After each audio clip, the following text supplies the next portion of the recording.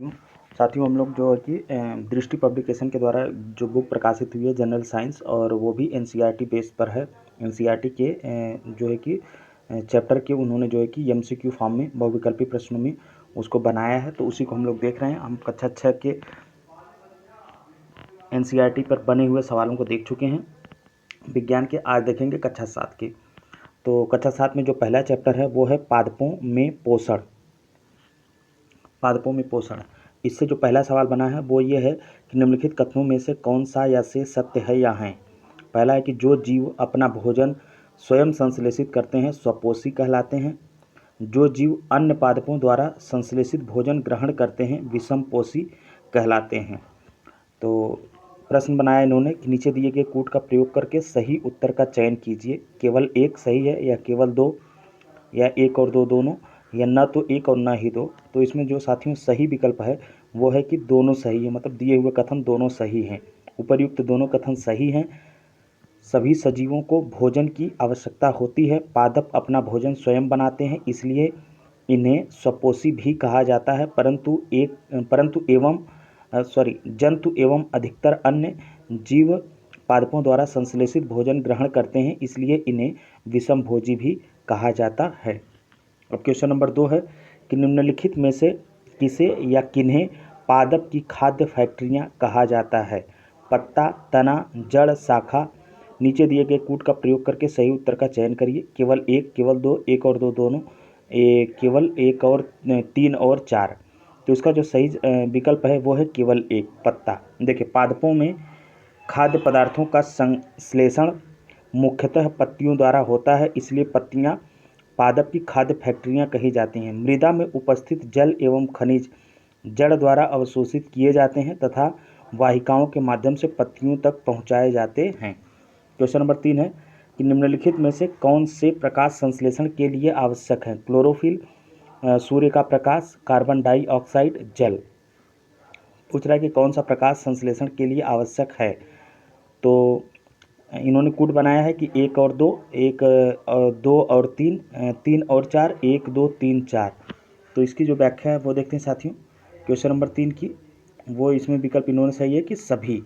Chlorophyll, सूर्य का प्रकाश, carbon dioxide, जल। अगर यहीं पे ऑक्सीजन रहता तो वो नहीं होता, जबकि पिछले चैप्टर में या पिछले क्लास के हमने एक किसी चैप्टर में ये सवाल पाया था। ऑक्सीजन था तो वो ऑक्सीजन बाई प्रोडक्ट के रूप में आता है, न कि ऑक्सीजन की आवश्यकता होती है प्रकाश संश्लेषण के लिए या पौधों को भोजन बनाने के लिए। देखिए पत्तियों में हरा वर्णक होता है जिसे क्लोरोफिल कहते हैं। क्लोरोफिल सूर्य के प्रकाश की ऊर्जा का संग्रहण करने में पत्ती की सहायता करता है। पौधे इस ऊर्जा का उपयोग जल एवं कार्बन डाइऑक्साइड से खाद्य संश्लेषण में करते हैं। ये खाद्य संश्लेषण सूर्य के प्रकाश की उपस्थिति में होता है, इसलिए इसे प्रकाश संश्लेषण कहा जाता है। सूर्य सभी जीवों के लिए ऊर्जा का मुख्य स्रोत है। सूर्य प्रकाश संश्लेषण का अनिवार्य हिस्सा है, जिससे सभी जंतुओं को प्रत्यक्ष या अप्रत्यक्ष रूप से ऑक्सीजन तथा भोजन का प्राप्ति होती है। क्वेश्चन नंबर 4 साथियों कि प्रकाश संश्लेषण के संदर्भ में निम्नलिखित कथनों पर विचार कीजिए।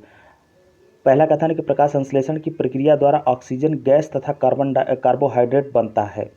दूसरा है कि पत्तियों के अलावा पादपों के दूसरे हरे भागों में भी प्रकाश संश्लेषण होता है। तो दोनों ही कथन सही है। अब देखिए व्याख्या देखते हैं। देखिए कथन एक सही है, क्योंकि प्रकाश संश्लेषण की प्रक्रिया में कार्बोहाइड्रेट तथा ऑक्सीजन दोनों बनते हैं। तो जान जाइए, अब तक हम लोग केवल जानते थे या बहुत लोग ये जानते हैं कि केवल ऑक्सीजन बनता है, तो ऑक्सीजन के साथ साथ प्रकाश संश्लेषण की क्रिया के दौरान कार्बोहाइड्रेट भी बनते हैं। और पत्तियों के अलावा पादपों के दूसरे भागों जैसे कि हरे तने एवं हरी शाखाओं में भी प्रकाश संश्लेषण की क्रिया संपन्न होती है, अतः कथन 2 भी सही है। तो ये दोस्तों ये बहुत इंपॉर्टेंट सवाल है क्वेश्चन नंबर 4। अब देखते हैं क्वेश्चन नंबर 5। देखिए पादपों के संदर्भ में निम्नलिखित कथनों पर विचार कीजिए। सभी पादप अपना भोजन स्वयं संश्लेषित करते हैं, और पादप मृदा में उपस्थित नाइट्रोजन जड़ों की सहायता से प्राप्त करते हैं। पादप मृदा में उपस्थित नाइट्रोजन जड़ों की सहायता से प्राप्त करते हैं। उपर्युक्त कथनों में से कौन सा या से सही है या है। तो इसमें से जो सही है वो केवल दूसरा स्टेटमेंट सही है। अब देखते हैं क्यों, पहला क्यों गलत है। देखिए कथन एक गलत है क्योंकि कुछ पादप ऐसे भी होते हैं जिसमें क्लोरोफिल नहीं पाया जाता है, इसलिए वे अपना भोजन स्वयं संश्लेषित नहीं करते, जैसे अमर बेल। अपना भोजन स्वयं बनाने वाले पादप स्वपोषी कहलाते हैं, जबकि वे पादप जो अपना भोजन स्वयं नहीं बना पाते विषमपोषी कहलाते हैं। देखिए, विषमपोषी पादप भोजन के लिए जिन पादपों पर निर्भर होते हैं वे पादप परपोषी या होस्ट कहलाते हैं। मिट्टी में उपस्थित कुछ जीवाणु गैसीय नाइट्रोजन को विलेय पदार्थों में परिवर्तित करके मृदा में निर्मुक्त कर देते हैं, जिसे पादप जड़ों की सहायता से जल के साथ अवशोषित कर लेते हैं। अतः कथन 2 जो है वह सही है। देखिए, क्वेश्चन नंबर 6 है कि निम्नलिखित में से कौन सा पादप कीटों को पकड़कर अपना आहार प्राप्त करता है। कह रहा है कि कौन सा पादप कीटों को पकड़ करके अपना आहार प्राप्त करता है। तो इसमें से अमरबेल, गुड़हल, घटपर्डी और गुलाब दिया है विकल्प, तो इसमें घटपर्डी सही है। ये सब प्रश्न साथियों जो है कि बिहार पीसीएस में पूछे जाते हैं या अन्य प्रतियोगी परीक्षाओं में ज़रूर पूछे जाते हैं, और आपको लगता है कि कहाँ से ये सवाल बनते हैं। तो अगर हम पूरे एनसीईआरटी को कर लेंगे तो आराम से हम जो है कि अच्छे खासे सवाल जनरल साइंस में जिन भी प्रतियोगी परीक्षाओं में पूछे जाते हैं वहाँ से हम लोग कर लेंगे। तो देखिए, इसकी व्याख्या देखते हैं। प्रश्न पूछा है कि निम्नलिखित में से कौन सा पादप कीटों को पकड़कर अपना आहार प्राप्त करता है। अमरबेल, गुड़हल, घटपर्डी, गुलाब। तो इसका सही जवाब है घटपर्डी। देखिए, कुछ पादप ऐसे होते हैं जो कीटों का भक्षण करते हैं, ऐसे पादप कीटभक्षी पादप कहलाते हैं। घटपर्डी वीनस फ्लाई ट्रैप तथा सनड्यू कीटभक्षी पादप के उदाहरण हैं। अब क्वेश्चन नंबर 7 है साथियों कि निम्नलिखित कथनों पर विचार कीजिए। वह पोषण जिसमें कुछ जीव एक दूसरे के साथ रहते हैं तथा अपना आवास एवं भोजन एक दूसरे के साथ बांटते हैं, सहजीवी संबंध कहलाता है। सिम्बायोटिक रिलेशनशिप जिसको कहते हैं वो कहलाता है। दूसरा है कि वह पोषण जिसमें जीव किसी मृत एवं विघटित जैविक पदार्थों से पोषण प्राप्त करते हैं, मृत जीवी पोषण कहलाता है। उपरोक्त कथनों में कौन सा या से कथन सत्य हैं। तो इनमें जो सत्य है दोनों ही कथन जो है कि सही हैं। देखते हैं कैसे। देखिए, उपर्युक्त दोनों कथन सही है। कुछ जीव एक दूसरे के साथ रहते हैं तथा अपना आवास एवं भोजन एक दूसरे के साथ बांटते हैं, इसे क्या कहलाते हैं। इसे कहते हैं सहजीवी संबंध। अब आगे देखते हैं। देखिए, किसी मृत एवं विघटित जैविक पदार्थ से पोषण प्राप्त करना मृत जीवी पोषण कहलाता है। कवक मृत जीवी पोषण का उदाहरण है। कवकों की पोषण प्रणाली भिन्न प्रकार की होती है। ये मृत अथवा विघटनकारी वस्तुओं की सतह पर कुछ पाचक रसों का स्राव करते हैं, जिससे ये विलयन में परिवर्तित हो जाते हैं। कवक इस विलयन का भोजन के रूप में अवशोषण करते हैं। अब देखते हैं क्वेश्चन नंबर 8। क्वेश्चन नंबर 8 है कि निम्नलिखित में से कौन से सहजीवी संबंध का उदाहरण है। शैवाल और कवक, शैवाल और जीवाणु, कवक और जीवाणु, पादप और जीवाणु। तो इसमें दिया है कि देखते हैं इसकी व्याख्या। देखिए क्या है। इनमें से एक से अधिक जो हैं तो ऑप्शन सी सही है। ऑप्शन सी मतलब 1 और 4, मतलब शैवाल और कवक और पादप और जीवाणु, इनके बीच जो है कि सहजीवी संबंध होता है। तो व्याख्या देखते हैं कैसे होता है। देखिए, शैवाल और कवक के बीच सहजीवी संबंध होता है जिसे लाइकेन कहते हैं। शैवाल में क्लोरोफिल उपस्थित होता है, जबकि कवक में क्लोरोफिल नहीं उपस्थित होता है। कवक शैवालों को रहने का स्थान, जल एवं पोषक तत्व उपलब्ध कराता है तथा बदले में शैवाल प्रकाश संश्लेषण द्वारा संश्लेषित खाद्य कवक को देता है। मतलब दोनों एक दूसरे के लिए कुछ न कुछ मदद करते हैं। तो इसी संबंध को क्या कहते हैं, सहजीवी संबंध कहते हैं। अब देखते हैं आगे। देखिए, पादप और राइजोबियम जीवाणु भी सहजीवी संबंध का उदाहरण है। ये जीवाणु गैसीय नाइट्रोजन को विलेय पदार्थों में परिवर्तित कर देते हैं, परंतु राइजोबियम अपना भोजन स्वयं नहीं बना सकते हैं। ये चना, मटर, मूंग, सेम अन्य फलीदार पादपों की जड़ों में रहते हैं तथा उन्हें नाइट्रोजन की आपूर्ति करते हैं। इसके बदले पादप इन जीवाणुओं को आवास एवं खाद्य प्रदान करते हैं। तो राइबोजियम क्या करते हैं। राइबोजियम जो है कि इन पौधों को, जैसे मटर हो गया, चना हो गया, इनको नाइट्रोजन प्रदान करता है और इसके बदले ये पौधे अपनी जड़ों में इसे क्या देते हैं, आवास देते हैं। क्वेश्चन नंबर 9 है साथियों कि पादप के किस भाग द्वारा प्रकाश संश्लेषण हेतु वायु से कार्बन डाइऑक्साइड ली जाती है। मूल रोम, रंध्र, पर्णशिराएं और बाह्य दल।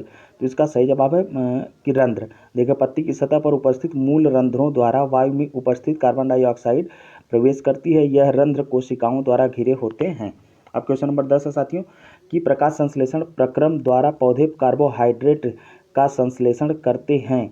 यह कार्बोहाइड्रेट निम्नलिखित में किससे मिलकर बना होता है। Carbon, hydrogen, oxygen, nitrogen, phosphorus. तो इसका जो सही विकल्प है वो है कि देखिए ऑप्शन बी सही है।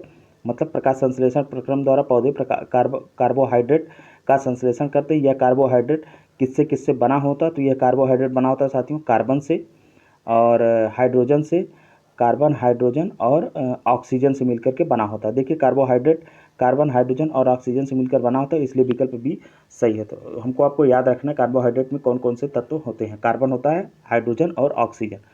देखिए 11वां क्वेश्चन है कि दालों की फसल के संबंध में निम्नलिखित कथनों पर विचार करें। दालों की फसलों के लिए उन्हें मृदा में नाइट्रोजनी उर्वरक देने की आवश्यकता नहीं पड़ती।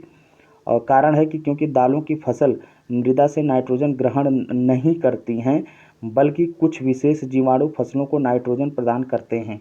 तो ये कथन और कारण दोनों सही, आई थिंक दोनों एक दूसरे की व्याख्या कर रहे हैं। देखिए ऑप्शन ए सही है। देखिए क्यों, अभी हम लोगों ने पढ़ा था कि इन जो दालें होती हैं जैसे मटर, चना, ये सब हो गया, देखिए ये राइजोबियम जो है कि इन्हें यहाँ पे है ना कि राइजोबियम जीवाणु जो है, देखिए पादप और राइजोबियम जीवाणु भी सजीवी संबंध का उदाहरण है। और ये क्या करता है, राइजोबियम अपना भोजन स्वयं नहीं बनाता है, ये चना मटर इन सबको क्या कर देता है, नाइट्रोजन देता है और इसके बदले ये लोग इसे आवास देते हैं। तो वहीं से सवाल बना है। तो फिर भी इसकी व्याख्या देख लेते हैं। देखिए अधिकतर दालें फलीदार पादपों से प्राप्त होती हैं। कुछ जीवाणु जो राइजोबियम कहलाते हैं वायुमंडलीय नाइट्रोजन को विलेय पदार्थों में परिवर्तित कर देते हैं। ये जीवाणु चना, मटर, मूंग तथा अन्य फलीदार पादपों की जड़ों में रहते हैं तथा उन्हें नाइट्रोजन की आपूर्ति करते हैं। इसके बदले पादप राइजोबियम जीवाणु को आवास एवं खाद्य प्रदान करते हैं, अतः इनमें सजीवी संबंध होता है। अब देखते हैं साथियों दूसरे चैप्टर से। दूसरा चैप्टर का नाम है प्राणियों में पोषण। इससे जो पहला सवाल बना है वो बना है कि स्टारफिश, तारा मछली के संबंध में निम्नलिखित में से कौन सा कथन सत्य है? इसका आहार कैल्शियम कार्बोनेट के कठोर कवच वाले जंतु होते हैं। दूसरा है कि भक्षण के लिए ये कवच खोलने के बाद अपने मुख से आमाशय बाहर निकालती है तथा जंतु के कोमल भाग को खाती है।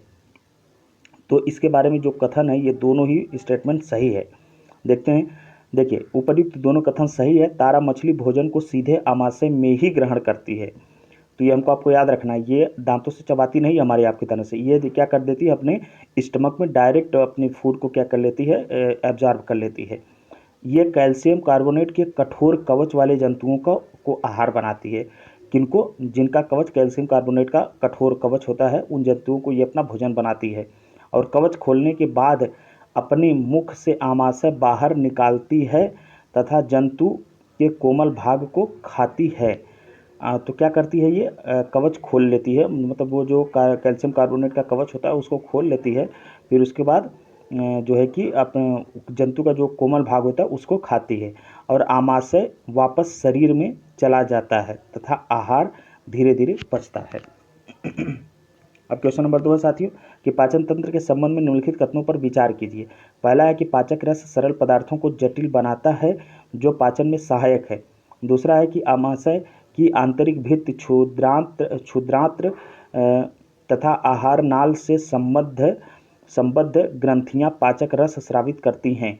उपरोक्त में से कौन सा या से कथन असत्य है? असत्य पूछ रहा है। तो उनमें से पहला कथन असत्य है कि पाचक रस सरल पदार्थों को जटिल बनाता है जो पाचन में सहायक होता है। ये बात असत्य है। देखिए कैसे, कथन एक असत्य है क्योंकि पाचक रस जटिल पदार्थों को सरल बनाता है। आहार नाल एवं संबद्ध ग्रंथियां मिलकर पाचन तंत्र का निर्माण करती हैं।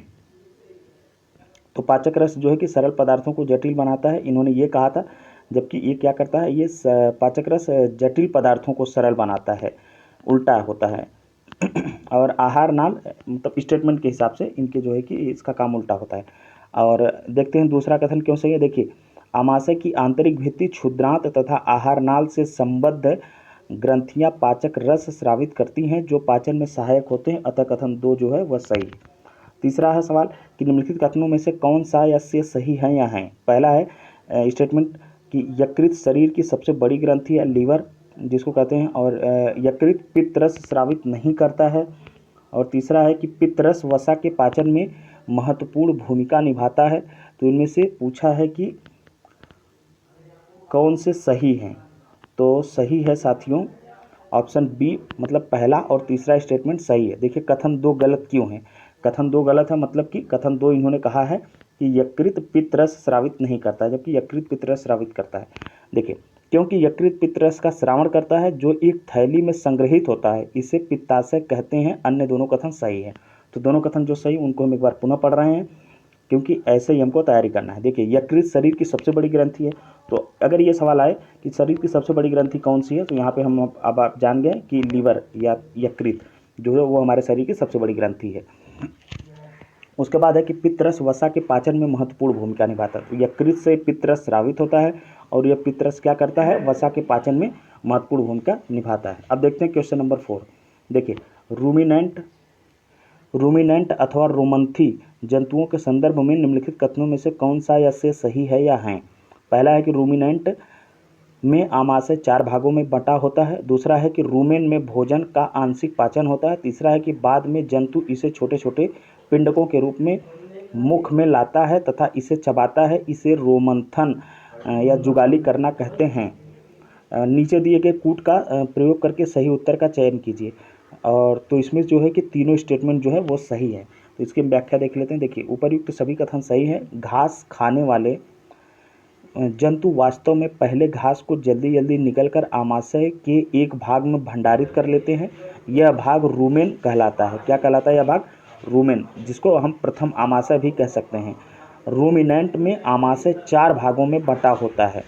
रूमिनेंट में आमाशय जो है यह 4 भागों में बटा होता है और रूमेन में भोजन का आंशिक पाचन होता है, जिसे जुगाल या कड जो है कहते हैं। परंतु बाद में जंतु इसको छोटे छोटे पिंडकों के रूप में पुनः मुख में लाता है, जिसे वह चबाता रहता है। इस प्रक्रम को रोमंथन या जुगाली करना कहते हैं और ऐसे जंतु रूमिनेंट अथवा रोमंथी कहलाते हैं। घास में सेलुलोज की प्रचुर मात्रा होती है, जो एक प्रकार का कार्बोहाइड्रेट है। अनेक जंतु एवं मानव सेलुलोज का पाचन नहीं कर पाते, इसी कारण ये घास नहीं खा सकते। रूमिनेंट्स में क्षुद्रांत एवं बृहदांत्र के बीच एक थैलीनुमा बड़ी संरचना होती है, जिसे अंछनाल कहते हैं। भोजन के सेलुलोज का पाचन यहाँ पर कुछ जीवाणुओं द्वारा किया जाता है, जो मनुष्य के आधार नाल में अनुपस्थित होते हैं। चलिए साथियों, अब देखते हैं क्वेश्चन नंबर 5। देखिए, अमीबा के संबंध में निम्नलिखित कथनों पर विचार कीजिए।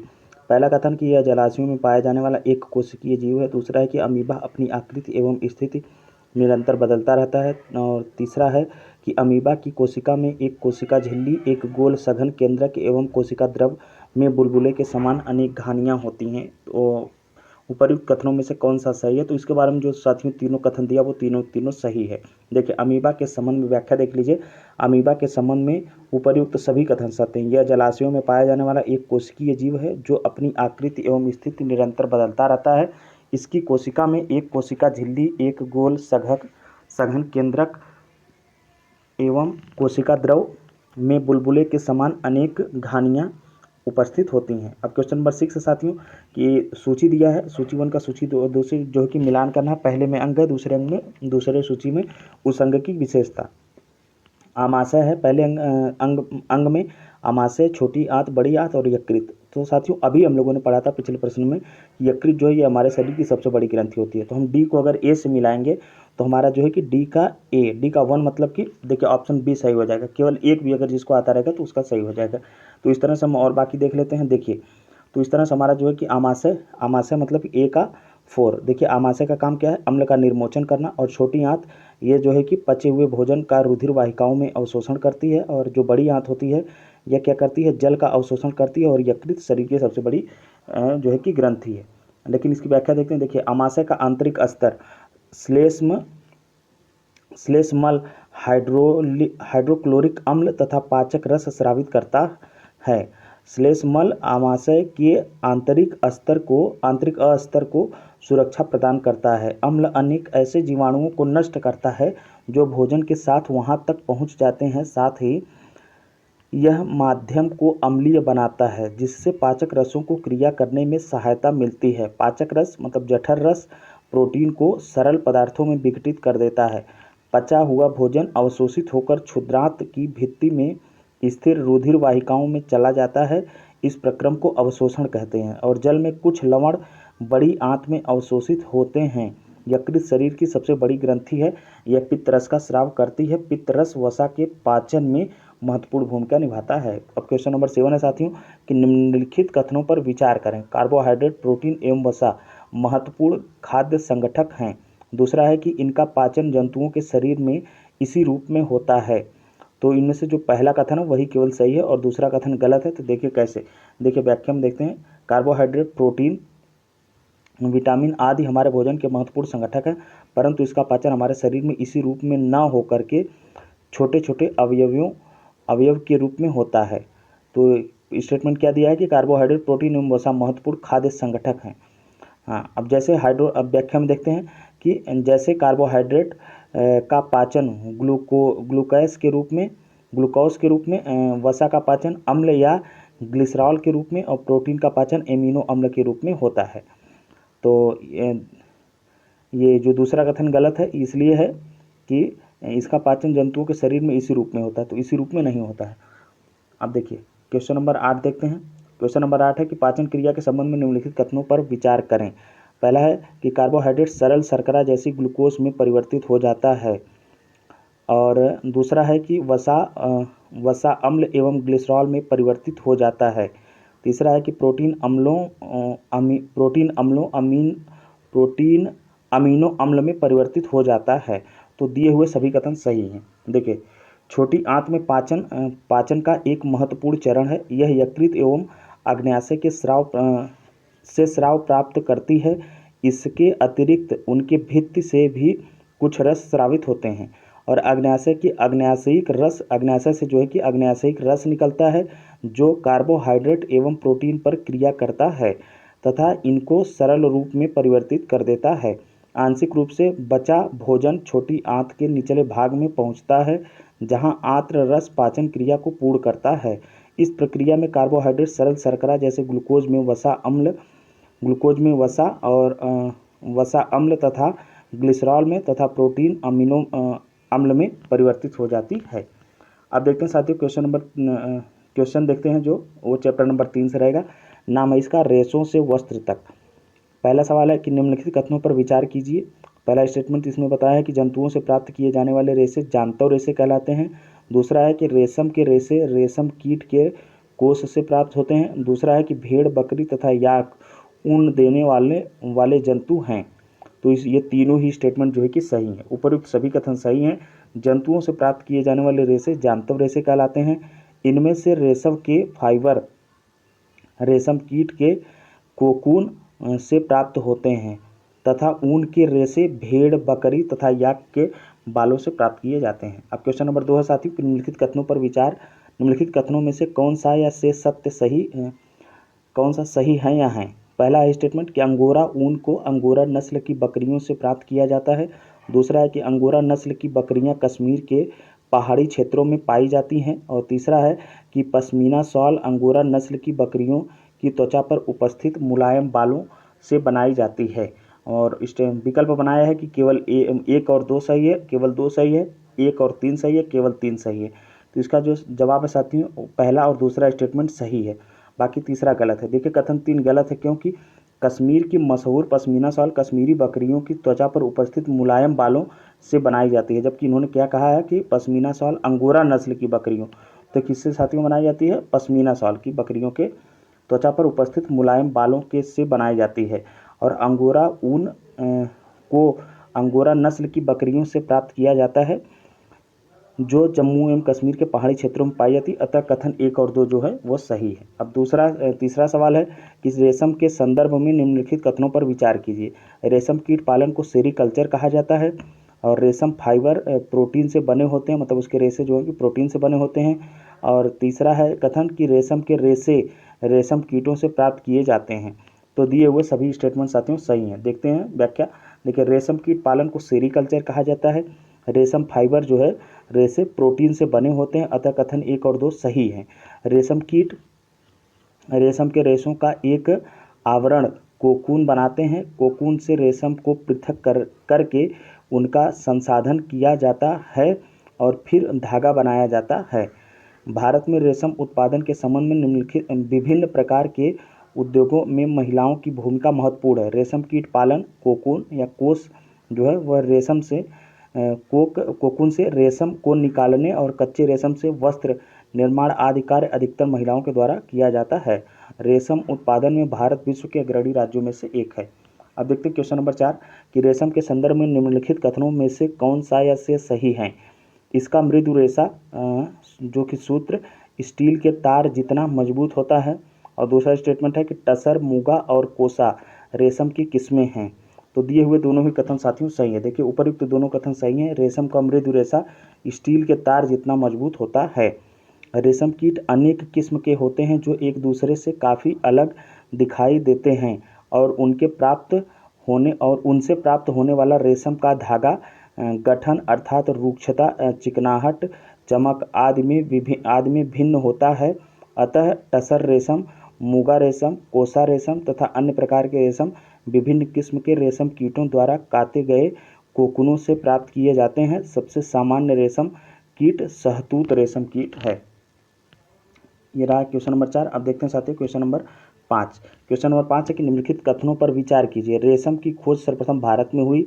दूसरा है कि प्राचीन काल में जिस मार्ग से रेशम का व्यापार विभिन्न देशों में होता था उस मार्ग को आज सिल्क रूट के नाम से जाना जाता है। तो इसमें से दूसरा कथन सही है, पहला गलत है। रेशम की खोज सर्वप्रथम भारत में हुई, ये बात गलत है। देखिए रेशम की खोज सर्वप्रथम चीन में हुई, भारत में नहीं। और रेशम उद्योग को प्रारंभ में चीन से गुप्त रखा गया। बाद में यात्रियों और व्यापारियों ने रेशम को अन्य देशों में प्रचलित किया।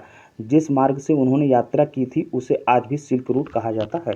तो साथियों आज इतना ही रहने देते हैं। बाकी के जो है कि सवालों को हम आगे की वीडियो में करेंगे। तो अगर आप लोगों को मेरा ये प्रयास और ये मेरी पहल अच्छी लग रही हो तो आप लोग ज़्यादा से ज़्यादा सब्सक्राइब करें और शेयर करें और जो है कि वीडियो को लाइक करें। धन्यवाद।